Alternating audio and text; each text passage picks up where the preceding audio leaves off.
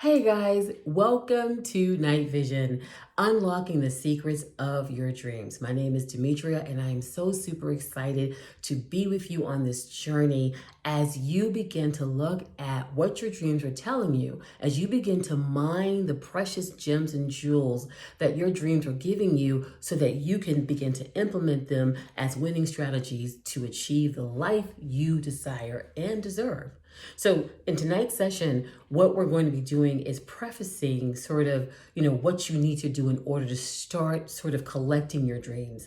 And then in later sessions, we'll go into interpretation. But in this session, I want to focus on some things you should be doing to really get the best from your dreams so you can kind of get them, and how do you begin to house them, and how do you begin to record them. So let me start off by sharing a story with you that really helped to sort of pivot my life.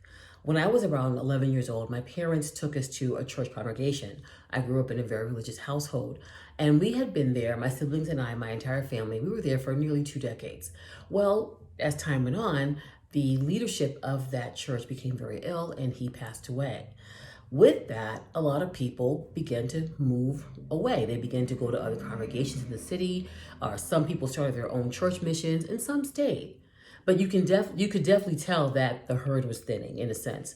Now, like I stated earlier, I had been a part of this congregation for nearly 20 years. So I was very well integrated into the activities there. I had friends there. I was part of the community. Worked for me, right?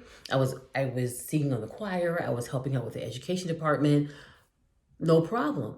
But there was a problem, a big problem for me. And that was I was leaving there unfulfilled. I was leaving there unhappy, not with the people, not with my activities there, but I was leaving there unfulfilled.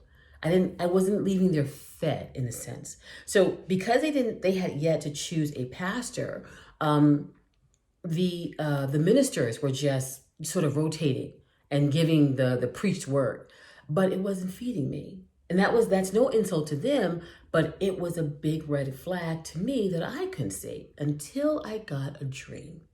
And in this dream, I was on my way to this church. It was in the evening on a Sunday. The season was fall, autumn, and the church, in real life, this church, which still stands today, could seat well over 1,000 people very comfortably. But in the dream, it could seat probably maybe no more than 100. It was very idyllic looking from the outside, something you would see in a Norman Rockwell painting, something you would see sort of like those churches in the 40s and the 50s that were in the neighborhood that people just walk to, the kind of church where the preacher stands outside and shakes everyone's hands after the sermon, one of those community type, let's have picnics on the grass type of environments. And that's how it looked. And so I'm in my car and I'm stuck in my car, meaning I could not find a parking space. I was driving around and around and around, could not find a parking space to save my life. And it was making me kind of anxious in the dream because I was there to direct the choir. I knew the choir had to perform that night, so I was supposed to direct them, and I couldn't find a parking space. All the parking spaces were filled. There was not one empty spot. So what is that dream showing me? That dream was showing me the biggest thing. Demetria, there's no more space for you there. It was not a reflection, of the church or the people. It was just that my time was there. But in my waking life, I couldn't see that because, hey, I've been there almost 2 decades. I made friends. I had community. People know me. I had, credibility there. And so we get comfortable in spaces we don't want to move. And so here is this dream. It's in autumn, which is a season of change. And I can't find a spot. Now, it was also very, very imperative for me to understand that not only was I in the dream, but my car was in the dream. Now, the car is also a symbol of me, but a symbol of me empowered. Think about what a car does. A vehicle gets you to places that maybe walking can't. It gets you there faster. A vehicle is a machine that you can do great things with. That's also a part of who I am as a person, of who we all are. But there was no space even for that. It would be one thing if I could park my car and then I went in the church, there was no place to sit. But my car didn't have a space. I didn't have a space. So it was just screaming to me, you're done here. Great history, great times at the church, but it's time to move on. So this is what dreams can do for you. Dreams can give you sort of like that understanding that, okay, it's time for me to go to the next phase of my life. Oh, okay, this is what I need to do to deal with myself, whether it's self-reflection or whether it's actually taking action in your waking life. So let's move on to laying the groundwork of how do you capture your dreams. Well, one thing I want you to understand first of all, is that dreams will never take you to X marks the spot. Why? Because we're human beings and we're all about discovery. Dreams will take you to the spot, will lead you to X, where X marks the spot. That's what dreams do. And you might say, well, Demetria, well, then why would I want that? Why wouldn't you want that? Because there is growth in the process. There is growth in the discovery. So we don't want to discount that. So number one, I want you to have great respect for your dreams. Have great respect that for your subconscious that's always talking to you every single nanosecond of your life. You know why dreams are so powerful? Because your conscious finally shuts up. And your subconscious can now come in and just at its will, begin to paint for you this wonderful picture, tell this awesome story to benefit you, to help you. So the first thing we want to do, we want to have great respect for the subconscious. We want to make sure that we are always respecting how our subconscious is helping us to sharpen the saw. Number two, record your dream. Now, I want you to really, by having respect for your dream, how do we do that? We record immediately. Whether you remember that dream when you wake up in the morning or you remember it when you happen to get up to use the restroom in the middle of the night, you think, oh shoot, I had a dream. Record it. Okay? You want to respect the dream. Record your dream immediately. Now, there's two ways you can do it. You can write it out, which is what I used to do. I used to write my dreams out, which can be time consuming. But the thing for me is that sometimes if I went to the restroom in the middle of the night and I recorded a dream, I'd be fully awake by the time I finished writing. So I use my phone now. I'll just, half asleep practically. I'll just say, okay, I had a dream, and I just go through it. Okay? So record your dream and record it immediately. Do not delay. Do not think, oh, that was a nice dream. I'll record it later on when, sometime during the day. Trust me. Even if you remember the dream, you won't remember the details that you need to know. So you respect the dream and you're telling your subconscious, I respect you. So I want to know everything you're saying to me. Okay? So we're going to journal our dreams. And just what are we journaling? Just what are we narrating? We are doing nothing more than dictating. You're dictating what you saw. Think about your favorite movie. When you went to see a movie like, say you went to see Lord of the Rings.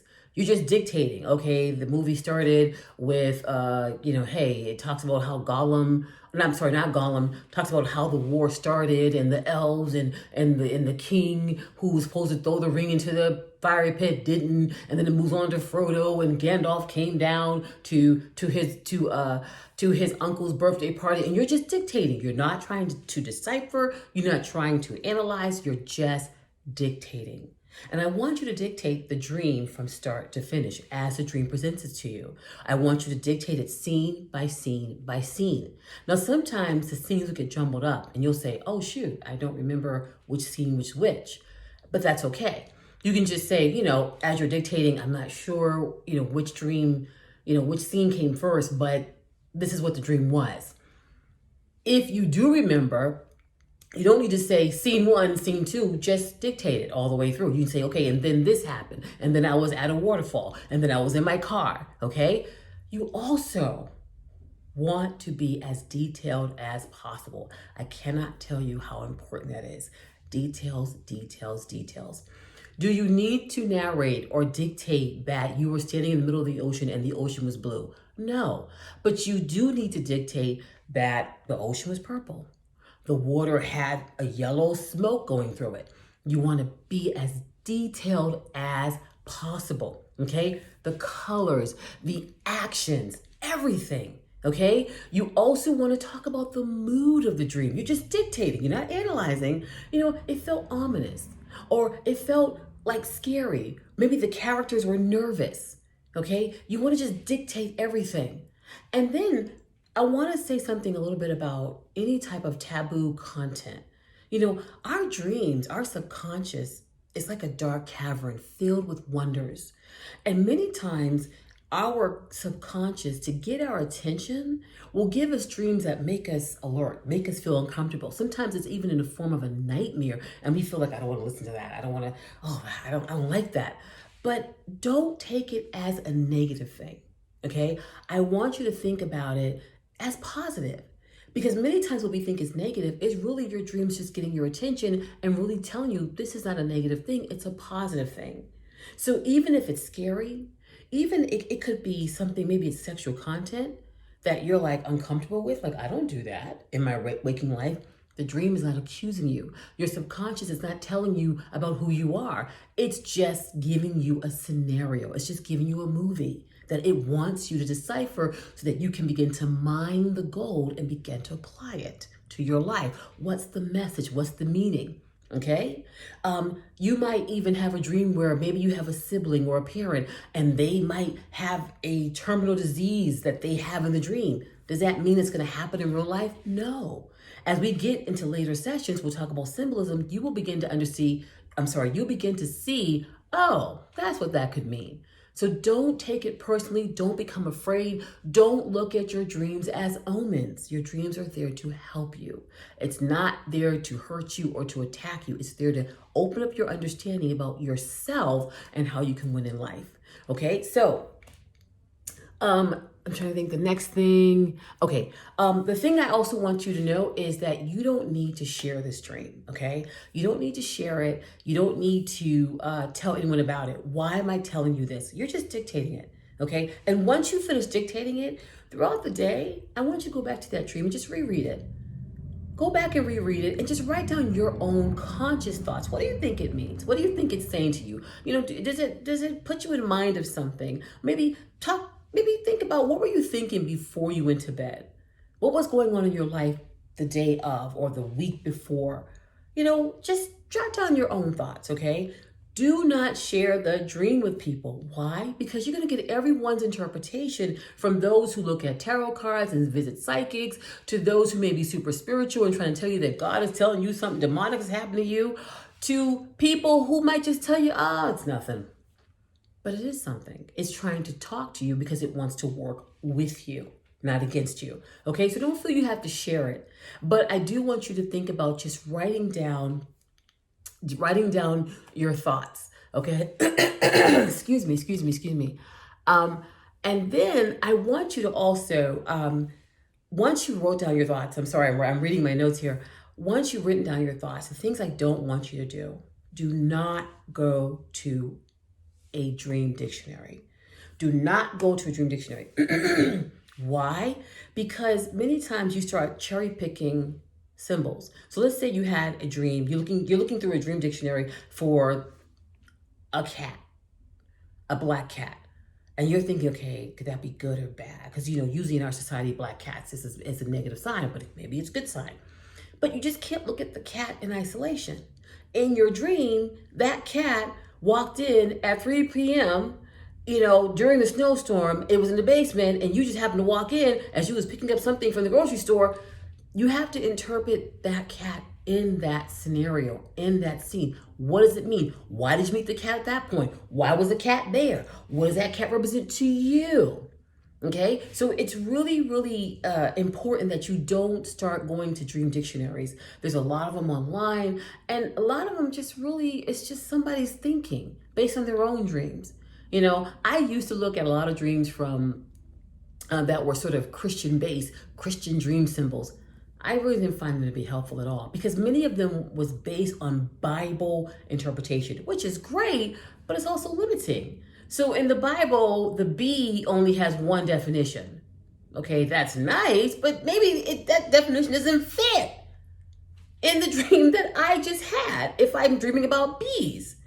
So don't look at dictionaries just yet, okay? Don't look at them at all, really. And we'll get into that in later sessions. Just jot down your thoughts and your feelings, okay? And lastly, I want you to start to go to bed with an expectation. Look for a dream. Say to your subconscious, maybe it's your higher power, whoever or whatever you name it. Just say, I would like a dream. Pose a question to it. Hey, you know what? I'm dealing with this. Right now we're living in little uncertain times, the pandemic. You don't want to get sick. You're social distancing. There's a lot of uncertainty. Start talking to your subconscious. Start talking to your higher power. Ask them for a dream. Ask specifically, I would like a dream. I have done that numerous times. I would like a dream on this. Can you talk to me more about this? And many times I'll get a dream and it seems from the beginning that dream has nothing to do with what I asked. And I'm like, what's the answer? But once I begin to sit with it and roll around with it and say, oh, okay. So this is the groundwork that I want you to lay. I want you to, first of all, start having respect for your dreams. Your dreams are always trying to talk to you. Start recording your dreams. I want you to record the dreams immediately. Go to bed posing a question. Go to bed looking forward to your dreams. Okay? Record it immediately. Maybe you want to write it in a journal, which is fine, or you want to just dictate it on the phone. That's fine as well.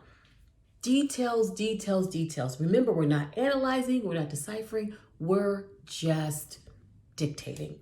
We're just dictating what we saw, we're dictating what we felt, we're dictating what the character felt, we're dictating the colors we saw, we're dictating the actions, the mood, the theme, how we felt, even dictating the moods of the characters and dictating the mood of you. Maybe you don't see yourself in the dream, but as the dreamer, you can recall you might have had a feeling. Many times we have dreams where we're actually watching the dream.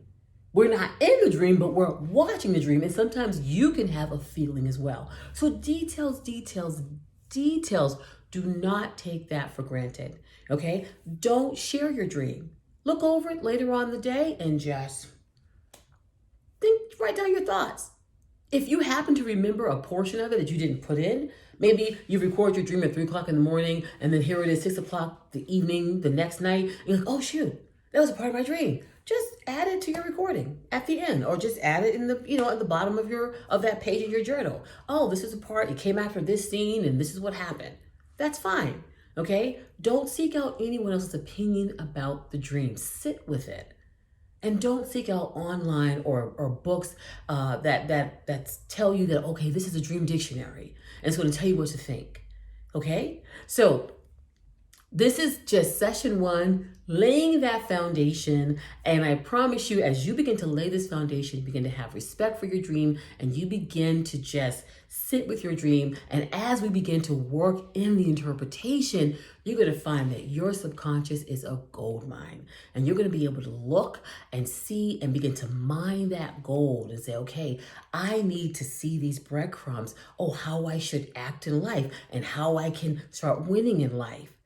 It's all there in your subconscious. Think about this.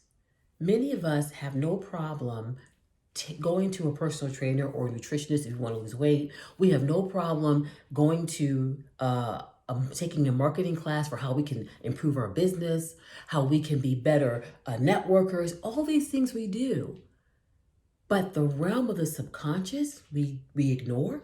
Don't ignore it, because that subconscious is going to tell you everything you need to know if you're willing to dig in, to seek it out and dig out the treasures it's offering to you. So thank you so much. I really enjoyed this time. I'm so excited. Tune in for the next session where we talk about how do we begin to interpret our dreams and looking at symbolism that matters. Have a good night.